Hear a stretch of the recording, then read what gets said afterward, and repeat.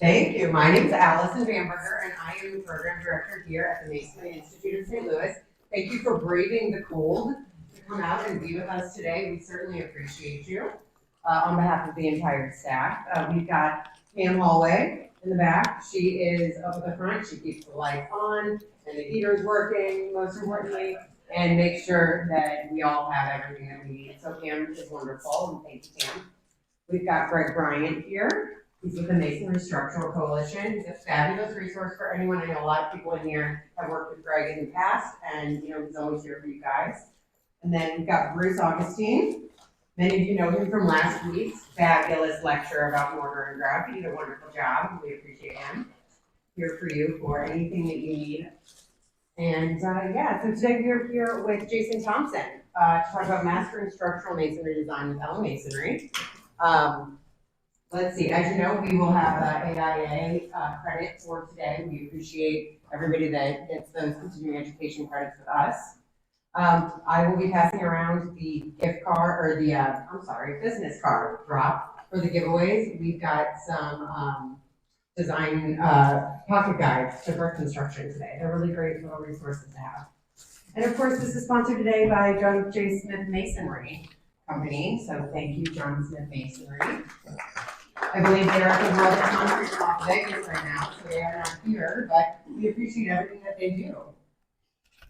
And next week, we hope that you will come and visit us. Peter Rebane will be talking about Bridging the Past, the restoration of historic masonry bridges and structures, which is something that we see a lot in St. Louis. We've got a lot of historic masonry structures, bridges, monuments, so it'll be a really interesting and very pertinent talk next week here. And we've got plenty of spots. So if you need the link or need to sign up, stop by my office, we'll get you signed up, and we hope to see you next week.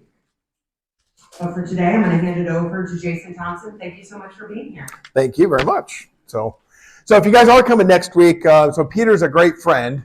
Round up with me afterwards, and I'll give you guys some great questions to kind of bounce off of him to stump him a little bit if you guys come next week for a session. So as Allison indicated, so we're going to talk about some software packages. Before we do, I wanted to maybe sort of outline a roadmap of what we're going to cover over the next hour or so. So what you guys have is, the next best thing of kind of walking through software. So I'll start off with to go through the slides that we have that's in front of you guys, but for the most part, I want to spend time kind of interacting with the software itself sort of in real time. But I'm going to sort of do it in the same flow that what you guys have here in front of you. So you can kind of follow along either there or up on the screen. Either way, it's going to be sort of the same process.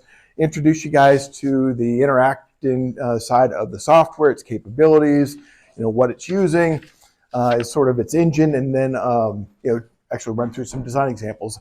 And through that is also sort of layer it through the lens of introducing some of the new code changes that are coming out through the TMS 402-602 standard. So we'll look at some of those implications and some of the impacts of some of those changes as well.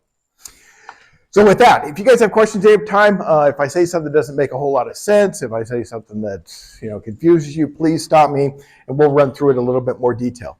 If you guys do want to tinker with the software, it is available for free download. So you can go to the Concrete Masonry and Hardscape Association website, and there's a version up there that's exactly the version that you guys are going to be seeing here today that you can download, you can tinker with, and of course there's training resources there as well. So one thing I want to caveat before we get into the nitty-gritty aspects of things is what you guys are going to be seeing is actually a version of the software that's going to be released next week. So it's got some new bells and whistles and everything else.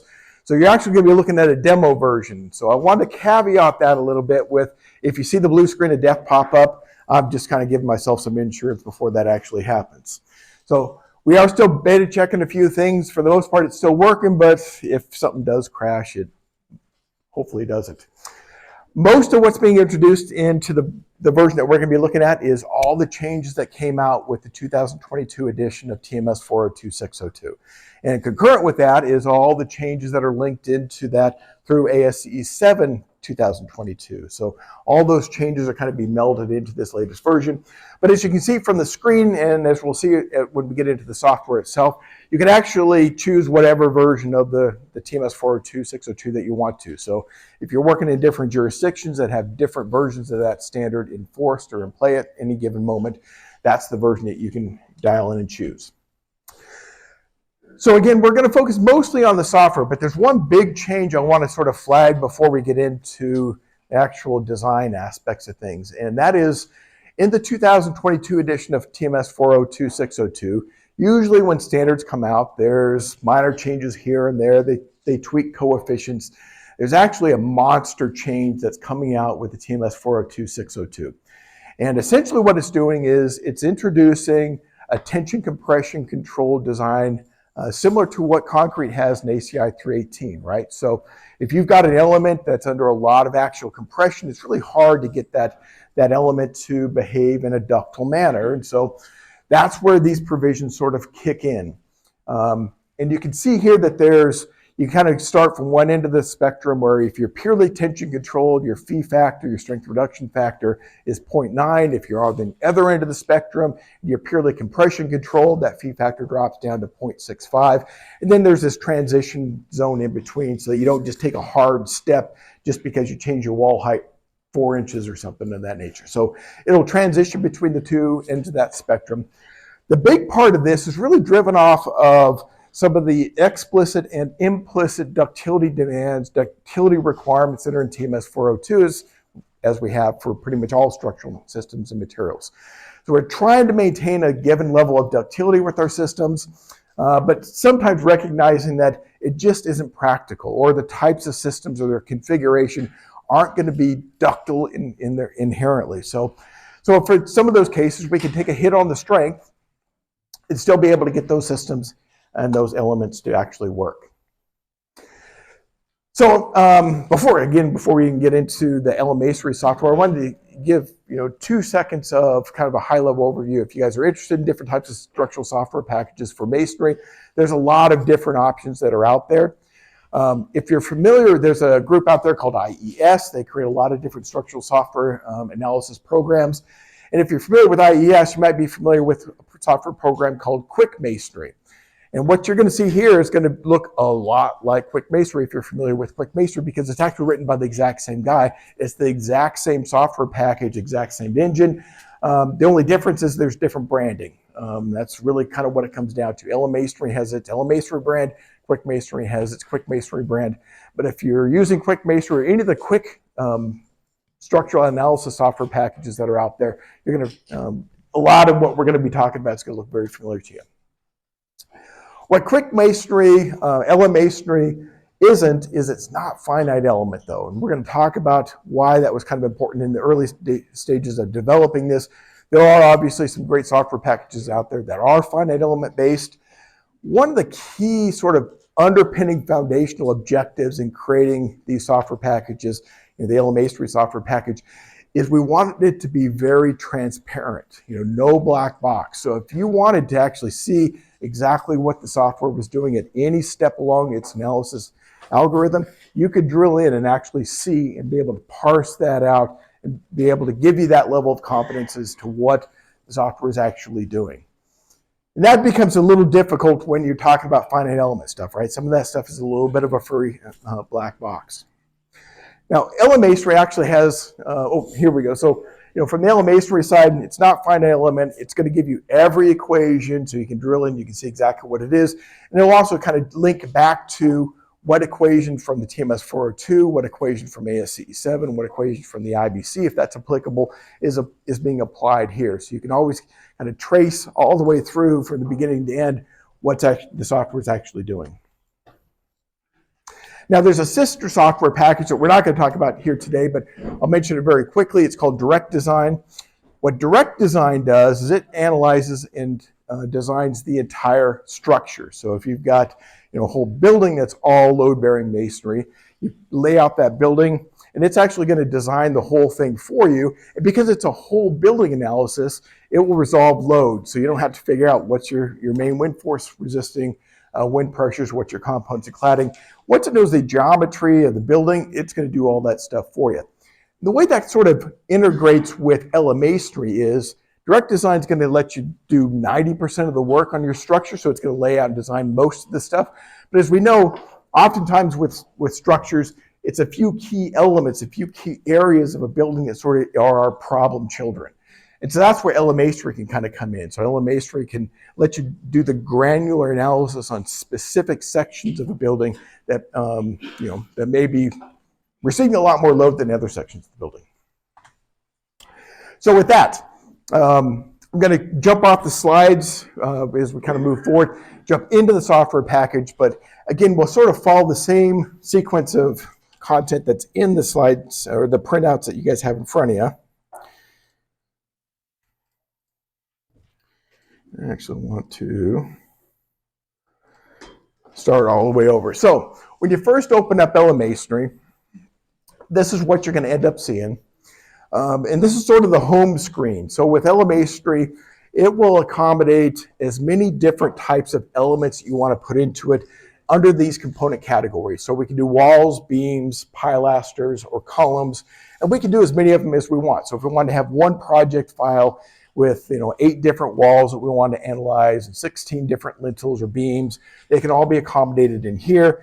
And what we'll do is we'll simply just create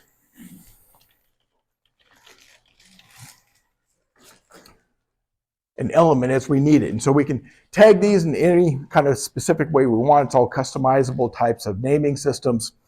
Before we go into actually designing this, I want to run through the section down here, which is called the common criteria. So you can kind of think of, for a project, we're going to have some common material, common design, modeling assumptions that are going to apply for all the different elements within our structure. This obviously is going to be which version of the TMS 402 are we going to be applying. So again, it goes all the way back to the 2002 edition, all the way up through the 2022 edition, which is the latest version that's been published. And it'll let you choose between allowable, stress, or strength design. So depending upon which modeling technique you prefer, you can choose one versus the other. Here I'm going to set it to the 2022 strength design provisions. We're going to actually kind of flip back and forth as we get into a couple of design examples here to show the implications of not just some of the changes that have been introduced into the 402, but the differences between the results you get with strength design versus allowable stress design. As a general rule of thumb, strength design is going to give you a little bit more economy with your designs, but it does require more design checks. From a software perspective, that doesn't make a whole lot of difference because they'll crunch the numbers just quickly either way. Now, if you wanted to, you can actually choose this toggle box here where when you choose the version of TMS 402 here, it's automatically going to link it to the version of ASCE 7 for the loads and load combinations and everything else that's linked to that version of TMS 402. So in the case of the 22 edition of 402, it's going to tie it automatically back to the 22 edition of ASCE 7. If we're in the 2016 edition of TMS 402, it'll link it back to the 2016 edition of ASCE 7. Now you can actually override that by clicking this box, and you can choose one version of the 402 and a completely different version of ASCE 7. Generally not something a lot of us would use for a new project, but maybe if you're analyzing something that's already existing. You can also include the vertical component of your seismic load. So if you include that, it's going to ask you for your S sub ds for your project location. F prime M, our specified compressive strength, our yield strength of the reinforcing steel, and then the type of mortar. The important distinction here when we talk about type of mortar, so everything we're going to be looking at least the current build of EleMasonry, is all reinforced masonry. So it's really sort of built around a load-bearing masonry structural design modeling approach. And with reinforced masonry, we're typically not relying upon the mortar because the mortar bond strength doesn't contribute to our strength. We essentially kind of assume our sections are cracked and all tension goes into our reinforcing steel. But the type of mortar does influence the deflection. So lower strength mortars have lower bond strengths, they crack earlier, and you tend to get more deflection in your flexural elements with these lower strength mortars. And that's why it's going to ask you on the front end what type of mortar are you using, because it will influence how it approaches or the numbers you get shook out of the deflection analysis. For our in-plane analysis for our shear walls, it's going to ask us what type of shear wall system we have: ordinary, intermediate, reinforced. And again, notice there's no option for an unreinforced masonry shear wall. We're all focused here on the reinforced masonry. Now, for the most part, it's not going to know the loads and everything else that's going to be associated with these different types of shear wall systems. What the software will be doing for us, though, is it will check the minimum prescriptive reinforcement requirements for that type of shear wall. So, for example, if we put in a special reinforced shear wall and we tell it we want steel at some vertical spacing for vertical steel and some spacing for horizontal steel, and it doesn't meet the minimum requirements for a special reinforced shear wall, the software will flag that for us. And then finally, there's this little box down here that says use an R of 1.5 per shear wall. So R in this context is our seismic response factor. Now, kind of going back to when we were talking about the tension compression controlled requirements in TMS 402, and again, they are driven off of a prescribed level of ductility. Now, if we assume an R value of 1.5, we're essentially kind of assuming an elastic response during a seismic event, right? Because with a special wall, we might be at 4.5 or an R of 4.5 or so.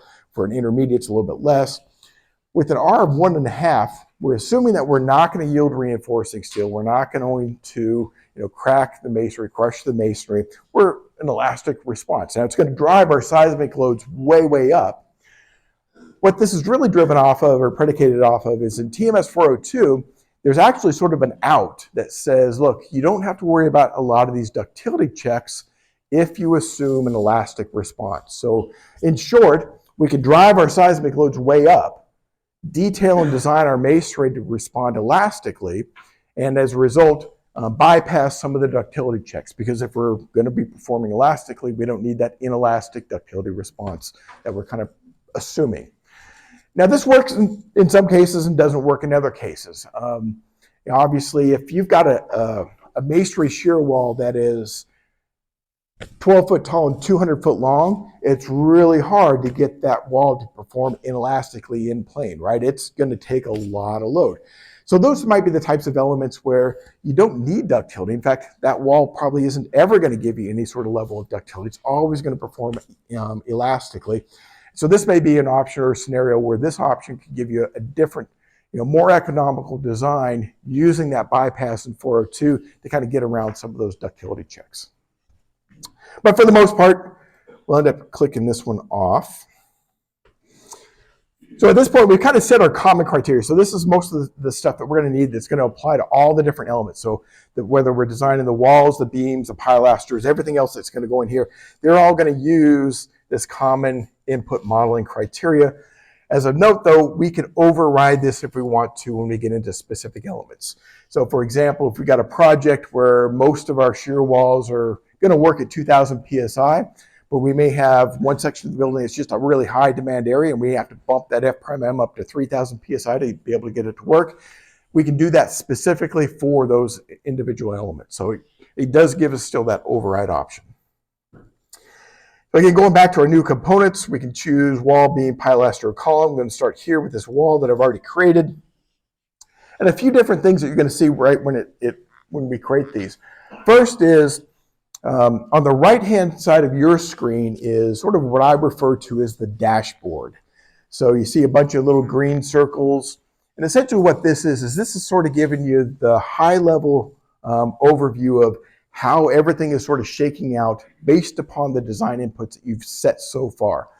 So what EleMasonry does is it's actually every time you change an input variable, it's going to run the analysis. There is no run button in EleMasonry. It's going to continuously kind of update within the milliseconds. And so you'll see as I kind of go through and tinker and move things around, the right-hand side of that screen, that dashboard, is going to gray out for just a millisecond or so because it's updating its analysis. And fundamentally, what we're kind of looking for, at least from a high-level perspective, is those green check boxes, right? Because those are all the critical checks that it's doing, whether we're looking at out-of-plane analysis, in-plane analysis, the prescriptive checks I was mentioning before. Do we have enough steel to meet the minimum prescriptive reinforcement requirements? And as long as we're still seeing the green checks, we're good to go. Once we see the red X's, that's where we know we've got a problem. We've run into something that's not compliant with TMS 402. Our input side is really kind of these first three tabs over on the left-hand side. So we've got some of our basic criteria. Some of this we've already set, right? So we've already set our code. Now, again, we can override all these things if we want to, or we can just leave it what we set it back on the home screen. We then got the wall criteria. So we can define our wall, this in terms of the height, the length, the type of block that we're using, what reinforcing steel, what spacing that reinforcing steel that we're doing. You'll notice here, right in the middle, there's also sort of just a real simple little graphic showing what we've built. And so that's just kind of a visual prompt for us to make sure that if we're assuming something, in fact, let's change our wall length to 10 foot, it's going to automatically update for us. So it gives us, again, the kind of that visual prompt to make sure that what we think we're inputting is what the software thinks that we're inputting at the same time. And then the final input is the loads. And so we're going to come back and we'll add some loads in here. But for walls, it kind of lumps them into 3 different categories. We've got our gravity axial loads, our out of plane, and then finally our in plane loads. So going back to our input criteria, we've already set sort of the basic stuff. So we set what version of the TMS 402 we're going to be using, what type of shear wall system, etc. Then we've got a couple other options here in terms of do you want to be designing with load-bearing concrete masonry or clay masonry? So the software will accommodate load-bearing clay masonry, and we can set some of those parameters here. I generally just leave this as take it from the unit in terms of the type of material, because when we go over here, it's going to ask us what type of unit. So this will sort of govern that choice over here. You could, if you wanted to, actually define a concrete masonry unit, but design it as clay masonry. Not exactly sure why you could do that, but the software will accommodate those things. We can specify our wall weight either manually or simply by unit density. So we can choose normal weight, medium weight, light weight. And by doing that, the software is going to know the density of our block, and it can, if we tell it, actually calculate the self-weight of the wall accordingly. Or we can override it and just say, look, I know my block is, let's say, 115 pounds per cubic foot. This next box here where it says built on a concrete or rough concrete surface. In TMS 402, there's actually multiple checks for in-plane shear. Some of it is material driven, but there's one that is actually going to be checking our shear sliding failure mechanism. So if we're pushing our wall in plane, can it actually develop a sliding mechanism and actually, slide across our foundation? This box check here is really driven off of what's the interface between that masonry wall and its supporting foundation, i.e. the concrete footer or whatever it happens to be sitting on. And if it's roughened, we'll have a different coefficient of friction at that base, and therefore have a different sliding mechanism or different sliding strength. So this comes into our shear friction check. It's just one of the many checks that it's going to be doing for shear, for in-plane. That's going to be driven off of that frictional interface between the masonry wall and the foundation that's being supported on. Now these last set of inputs here, you'll notice that they're labeled options. So they're options in the context of oftentimes TMS 402, as many different design standards will do, they'll give us different ways in which we can approach and still comply with the requirements of TMS 402, right? So for the first one, for example, TMS 402 says, look, you have to take into consideration for out-of-plane loading your second order analysis, right? Your P delta effects. But 402 gives 2 different ways to approach and comply with that. One is called the conventional P delta. You do your iterations until things converge. Or you can do what's called a moment magnifier, which is the moment magnifier that we would use as kind of a simplification. So you have that option of choosing either or, just depending upon which one you prefer. I generally personally kind of just stick with the P delta. From a hand calculation perspective, it's much more rigorous, right? Because you're iterating on converging to a solution. But software doesn't care. It's going to crunch the numbers for us just as quickly either way. The drawback, or I guess, the point of information on the moment magnifier is because it is a closed form simple solution, it tends to be a little conservative. And we're going to see that sort of shake out in some of the design examples that we do. It's going to calculate larger second order effects with our masonry using moment magnifier than what we would get with P delta. We can tell the software to include the wall self-weight. So if you wanted to check with and without, if there's any sort of design scenario where you want to neglect, the dead load of the wall, we can actually neglect the lateral load on the parapet. So for example, if we've got a simply supported wall with a cantilevered parapet on top, depending upon how that out-of-plane pressure is interacting with the parapet and the wall, you can end up with sort of this scenario of double curvature, right? So the wall may want to bend one way, but the parapet, because it's cantilevered, may want to push the wall flexure in the opposite direction. So some designers kind of say, well, I'm going to neglect that because that's going to reduce my out-of-plane moment on the wall below because of the pressure on the parapet. Now, it only works in some scenarios. Sometimes you can have positive pressure on the wall and negative pressure on a parapet, in which case they would be cumulative, and you would want to take them both into consideration. But again, just one of those options where different designers sort of approach things a little bit differently, and the software gives you the flexibility to kind of model things how you're comfortable modeling them. We can include the wall weight and the virtual eccentricity. So this is an interesting one that is sort of ongoingly or being debated ongoing at TMS 402. So essentially what this is when you're looking at, you've got an eccentric axial load, right? So it's creating an internal bending moment within your masonry wall. Do you include in that load, that axial load, the weight of the wall?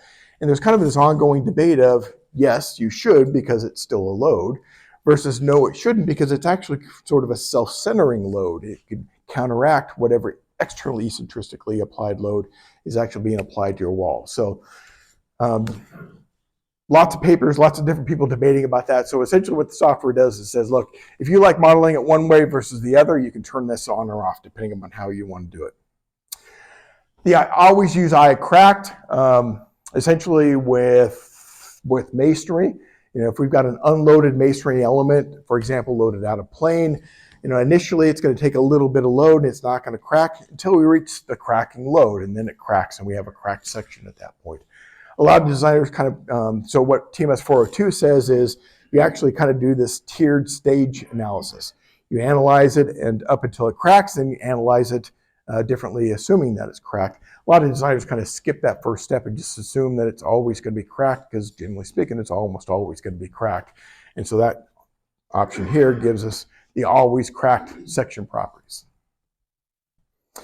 The end bar is only for shear wall flexure. So if we have, for example, what we're looking here at the elevation for our little schematic of our wall, we can tell the software that by toggling this on, we're only going to assume the vertical bars and those end cells are effective in resisting our in-plane overturning forces. Everything else, all the bars, any bars in between, aren't going to be effective.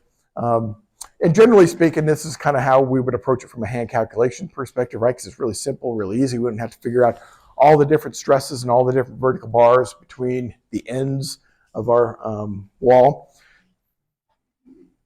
And then finally, for ASD, for allowable stress design, there is a requirement in TMS 402 that when you get to high seismic, allowable stress doesn't have quite the same ductility checks as strength design does.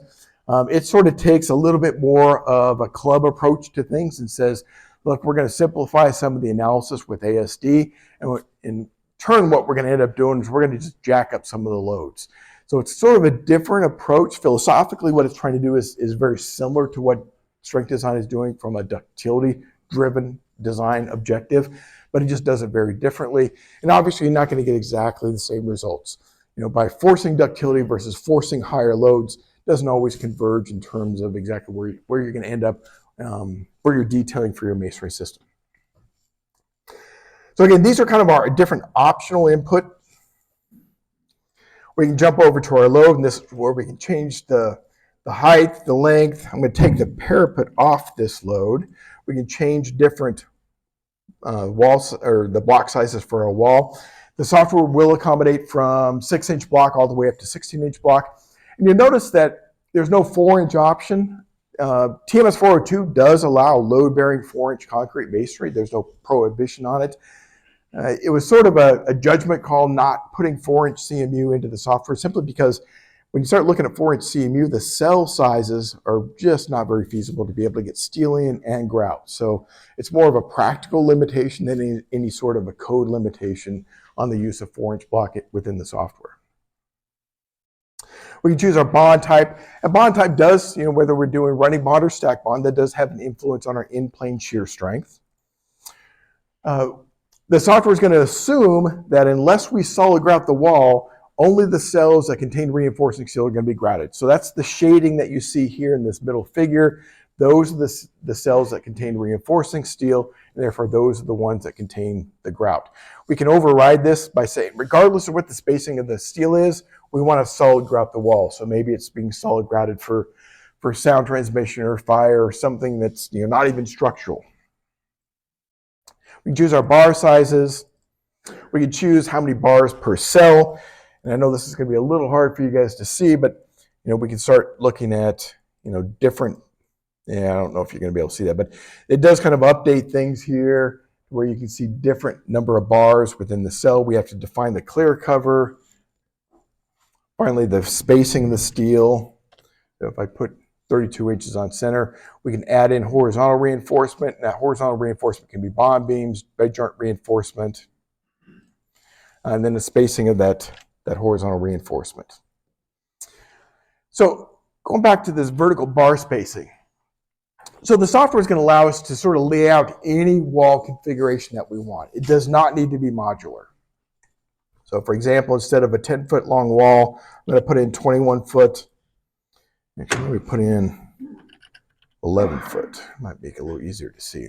So 11 foot for a length of wall isn't modular, right? It's not an multiple of 8 inches. And so if you look real closely on the right-hand side of the plan view of our wall, you see a little tabbed section of a cell that kind of sticks out, right? And what that's doing is it's reflecting that's the length of the wall that the software is recognizing, but it's also recognizing that it's got a partial cell at the very end, right? You have to have something that's a multiple of 8 inches, or you have something that's a saw cut portion of a concrete masonry unit. A couple things. One is the software is still going to run it exactly like this. What it will do, though, if you look closely enough, is it's going to assume that first vertical bar is only going to be in the first full cell that's available, right? So it's not going to try to reinforce that partial cell at the end of our shear wall in this particular case. So sort of recognize that, because that's going to change our length of wall, the depth of our shear wall element when it runs the analysis. But it will run it. It will take that into consideration. The same kind of thing sort of comes into play here when we look at our vertical reinforcing steel. So if the length of a wall is not something that is an evenly divisible multiple of our spacing of vertical steel, it's going to adjust as best as it possibly can. So sort of the two governing factors for the placement of the vertical steel is it's going to put a vertical bar in the first full end cell of our shear walls. So that's where the first bar goes. And then it's going to honor the maximum spacing as much as it possibly can. So if we have 32 inches on center, none of the spacing is going to be greater than 32 inches on center. Most of them will be exactly, but depending upon the length of the wall, if it's not an evenly divisible number by 32 inches, it will adjust accordingly. And so sometimes you'll end up with a couple bars right in the middle of the wall that's going to be 16 inches on center or so, or something similar. So that's kind of a laying out our wall. Oh, wait, there's one more thing I want to show you. Has extra end bars. So if we wanted to, if we're dealing with a loading scenario where we've got a lot of in-plane load and we need to put a lot of vertical steel in the ends of our shear wall to resist that overturning moment, it gives us the option to do that. So we can dump more steel in. So for example, I can put more steel into, it's going to kind of drive me crazy. I'm going to change this back. We can put more steel into the ends of the wall to resist that in-plane overturning moment. And so we can choose, just like we did before, the size of the bar, how many bars we put per cell, how many of those end cells are going to be reinforced, so on and so forth. And again, I don't know if you've been watching over here on the right-hand side, but every time I change something over here, it automatically updates everything on the analysis side as well. So we've kind of defined all the modeling criteria we want. We defined the element that we're going to model. And then finally, we're going to go to our loads. And again, we got 3 different options for inputs. They're all very similar in terms of their inputs, but obviously they're going to be applied to our elements in very different manners. We've got the actual gravity, we got the out of plane, and we got the in plane. So adding our load, we go up here to add load, and we can call it whatever we want to. And of course, we'll have to define what type of load this is: dead, live, wind. If it's wind, if it's components of cladding, seismic, all that stuff needs to be defined because, again, it's going to be pulling those different load combinations from ASCE 7 for all these different loads that we prescribe and run the analysis accordingly.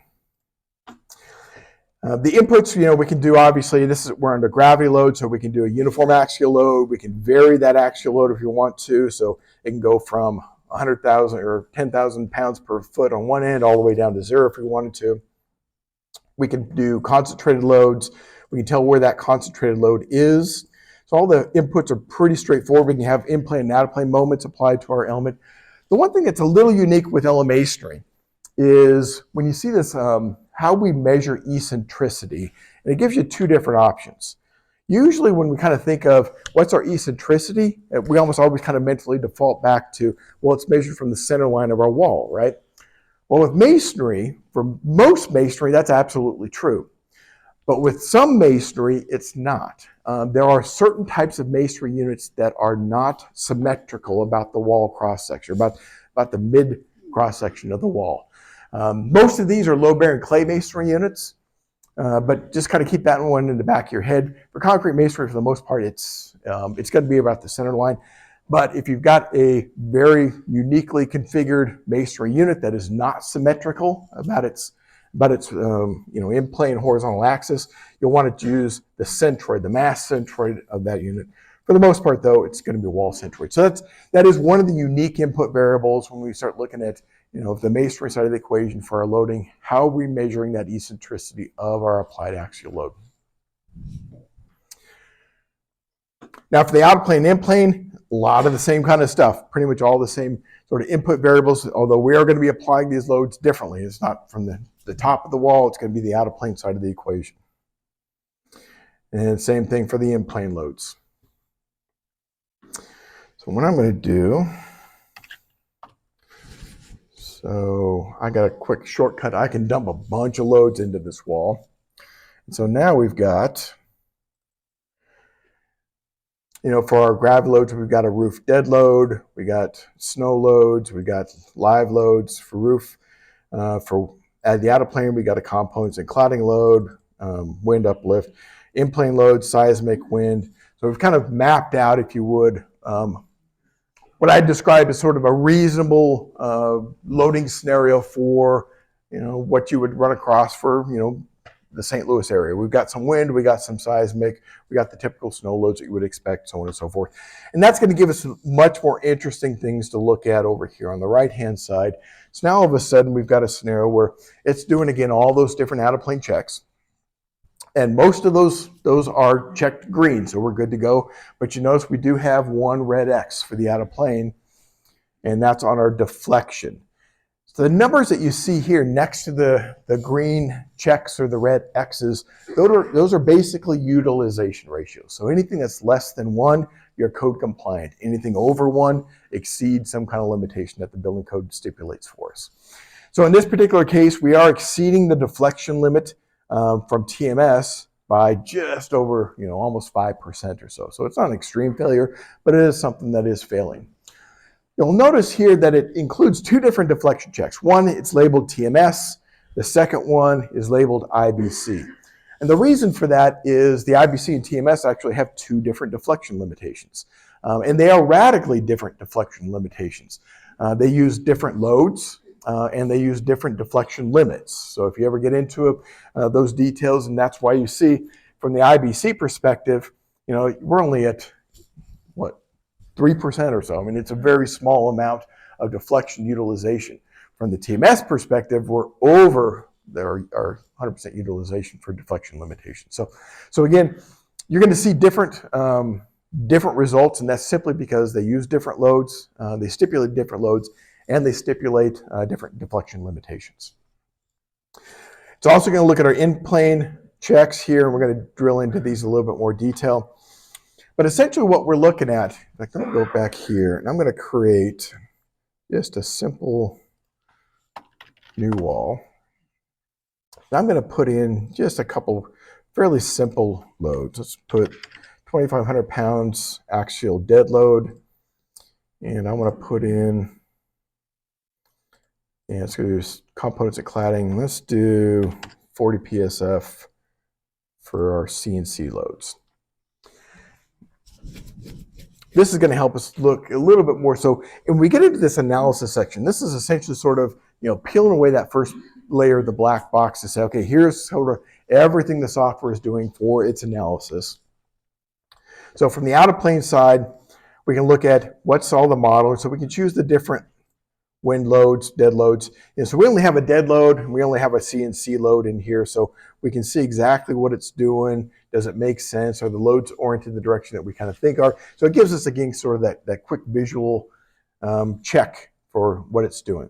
It's also doing and going to show us all the different design equations. So everything that's in TMS 402, everything that's in ASCE 7, anything that's an equation from the IBC, it's going to be incorporated and shown in here and actually plugged in with the appropriate numbers so you can track exactly what's going through each and every step as it goes through. And of course, it's going to give you references all throughout. Where did this equation come from? If it's not in a code, in fact, here's one where this is actually referencing over to an NCMA tech note. So it's always giving you sort of that traceability back to where everything sort of comes from. So it's going to give us sort of the analysis for the in-plane, the out-of-plane. It's also going to give us our interaction diagrams. So our interaction diagrams, obviously, there's one for in-plane, there's one for out-of-plane. Every one of these little X's down here is one of the different load combinations that it's checked. And we can also drill into, if we want to look at it from a sectional analysis perspective. So this is looking at that same interaction diagram, but it lets you look at the entire design envelope. So we can look at all the different areas, or the whole interaction envelope, if you would, for each different sort of load scenario. So if you look at the interaction diagram on your upper left, we can trace that whole interaction envelope all the way around, looking at what is that wall doing at any sort of loading scenario. What you see on the bottom is essentially the blue portion is the compression, the area of the wall that's in compression. So obviously, as we move further and further up our interaction diagram, the whole wall goes into compression, and we're going to be compression controlled at that point. So again, this force analysis section is really what the software is doing. Again, showing us all the check parts are really what it's doing for the design. So this is where it actually pulls out all the 402 requirements and runs through every one of those different design checks, and it does it for every single design load. Now this could be a ton of information, right? Because you imagine all those different load combinations, you can have thousands of runs of all these different checks, which is fundamentally what the software is doing. Or what I do is I sort of skip this section down here unless you want to look at one specific loading combination. And I go over to the dashboard and say, okay, well, what's going to control? Let's go back to this one where we had some failings. So if we go back to our dashboard, we had some failing things. And what all these different utilization checks are is they're giving you the worst case combination, or the worst case scenario for that check. Because obviously there's going to be some load combinations that aren't going to use our masonry nearly as much as some other load combination. So what you see over here is the worst ones. So if we click on our deflection check here, it's going to take us to the load combination combined with all the different input variables that gives us that failing, that critical combination of design input variables that's going to give us that failure, that failing check. So if we click on the deflection, it's going to pull up the deflection calcs that applies. So the load combinations that are driving this one is the dead, 0.6 dead, 0.6 wind CNC under negative pressures. And we can scan down here until we see exactly what is failing. And then of course we see all the equations that are tied to it to give us that transparency and that competence level. Same kind of thing if we look at the strength side, we can go to the in-plane shear, we click on that one, and it's going to give us the combination of what's the input variables that we're controlling, in this particular case, the in-plane shear failure.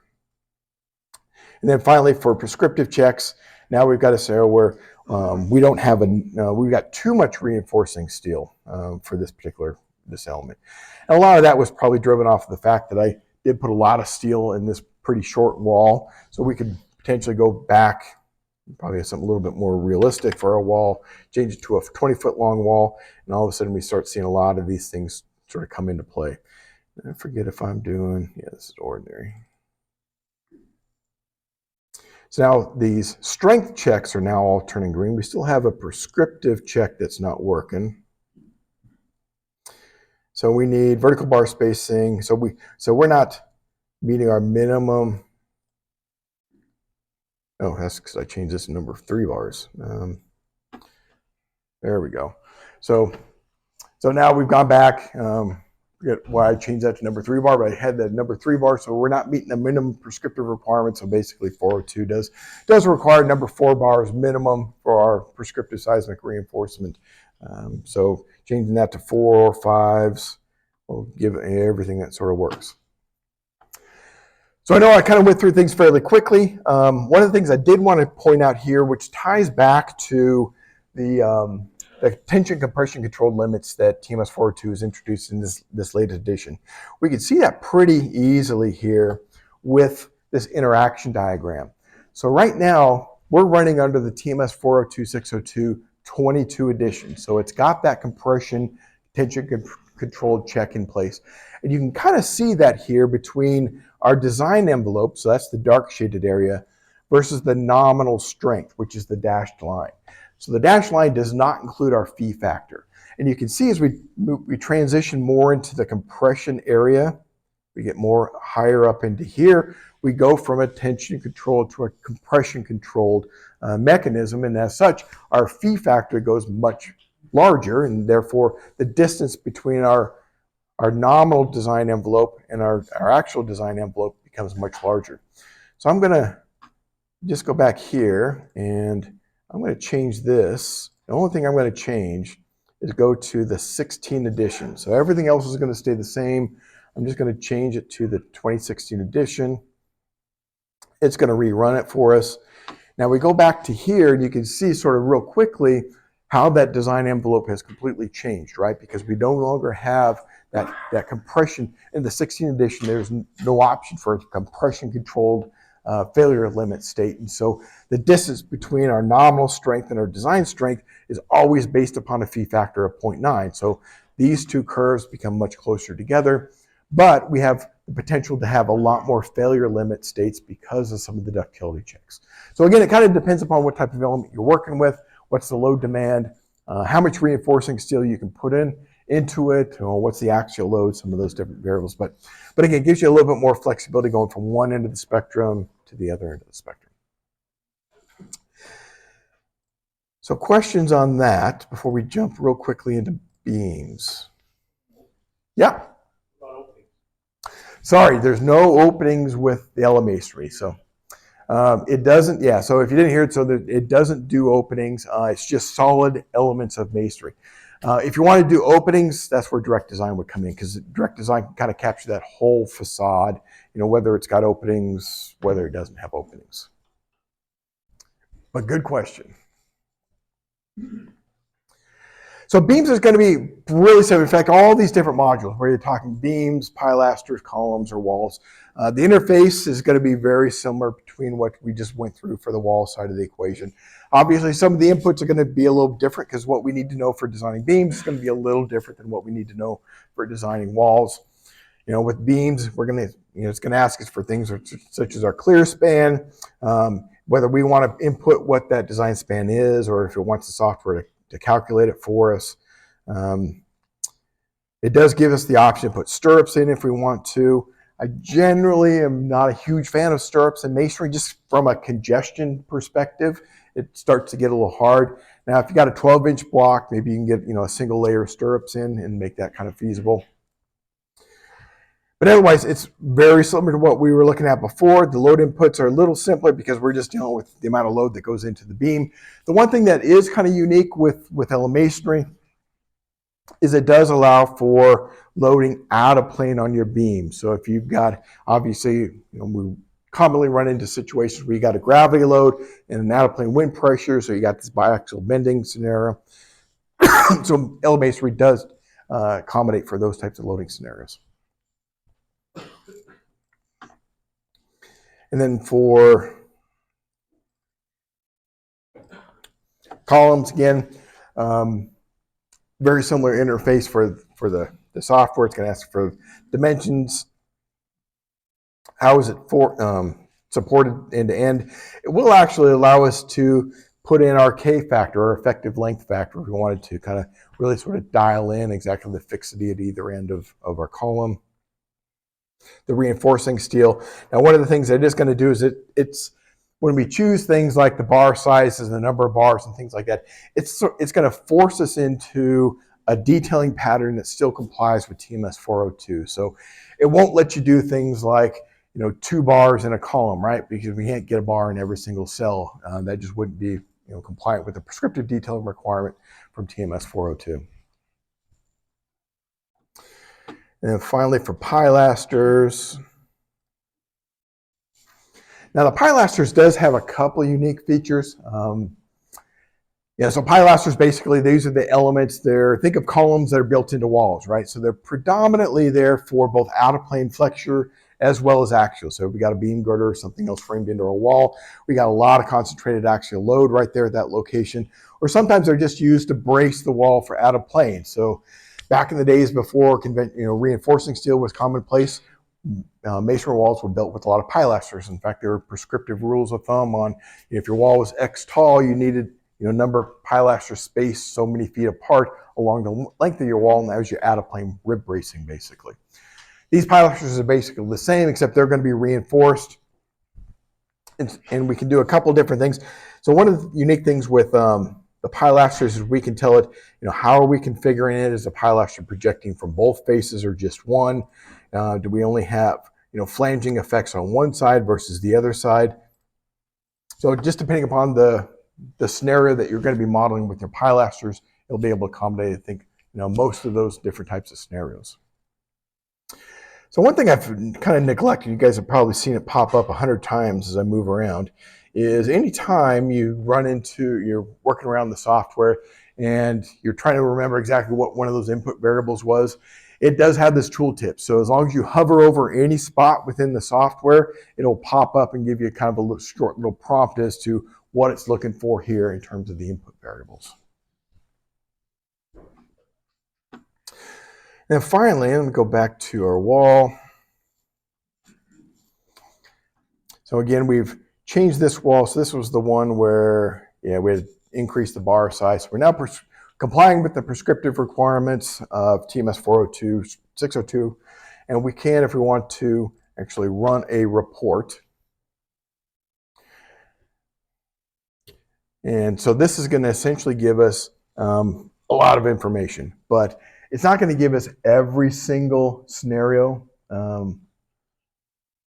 What it's going to do is sort of like the dashboard, where the dashboard kind of went through and said, okay, here's all the critical failure limit states that we may be running into.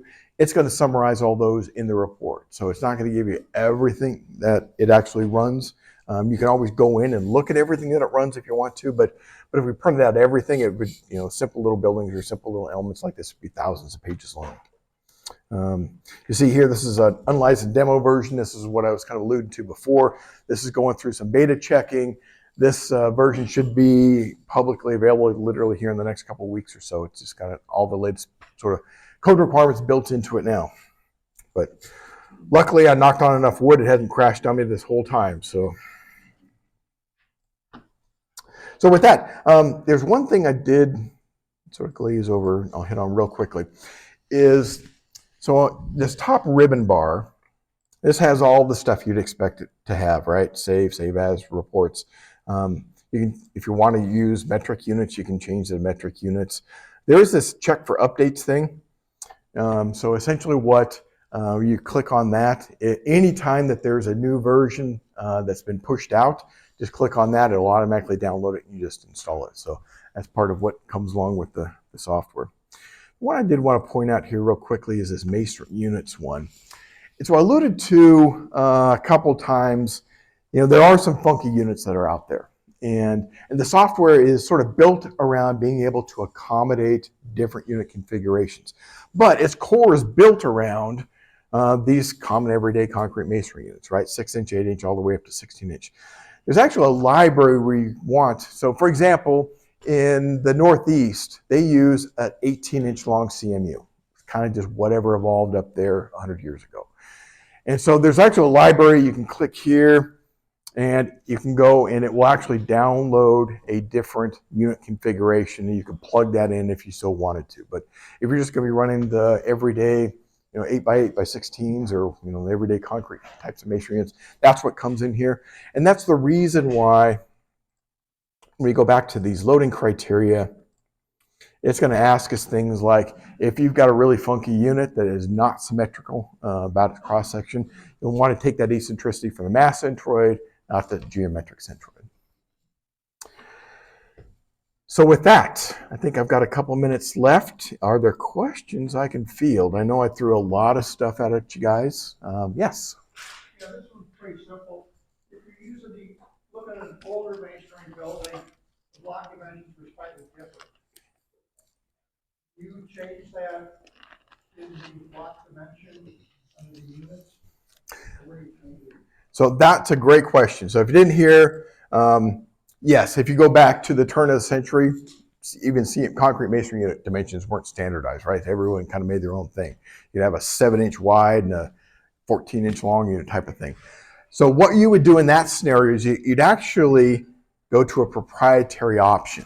And you can build your own proprietary option units if you wanted and just plug those in. There's also a library that you can download. You can click on this little link here and see if there's something that's already built that would be able to accommodate that type of unit. I was going to say that before about 1980, the facial was 1.5. So where do you want to put that? Yeah, if you wanted to do, you could do anything you wanted. So if you made your own, it's called proprietary unit here, but you can make any configuration block you wanted. You can have one face shell that's 3 inches thick, one that's 1/4 inch thick, widths of whatever size, heights of whatever. You could really kind of do anything. But good questions. Yeah. Other questions? Yeah. Does software address masonry veneer? It doesn't. But that's actually a great question. So veneer being, by code definition, a non-structural element, right? It's just cladding. There's not a lot that we do. In fact, 402, up until the 22 edition, had no structural analysis options or modeling techniques for masonry veneers. It now does. So, sort of two ways to answer that question, I guess, is no, historically, there's no way to even model it because there's nothing in the code on how to model a veneer. There is now actually an engineered modeling procedure in the 22 edition of 402 that will let you model and analyze a veneer. And part of that was really driven off of the fact that our cladding systems are changing, right? We're putting more insulation in our cavities. We're wanting to get more creative with how we clad our systems. And so what we had prescriptively in the 402 just wasn't really working. So long to short, I really expect software packages like this will start to address engineered veneers. What about multi-wide composite walls? You could do that with this software. So the question, if you didn't hear, could it do like multi-wide types of composite assemblies? You would have to build that as a proprietary unit, so you'd have to give it the section properties of whatever element, whatever assembly that you're working with.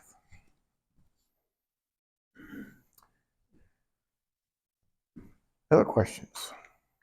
Well, with that, I thank you guys very much. I appreciate you coming out in the cold, and particularly, staying awake, even though it's kind of warm in here. I know I'm not. Thank you so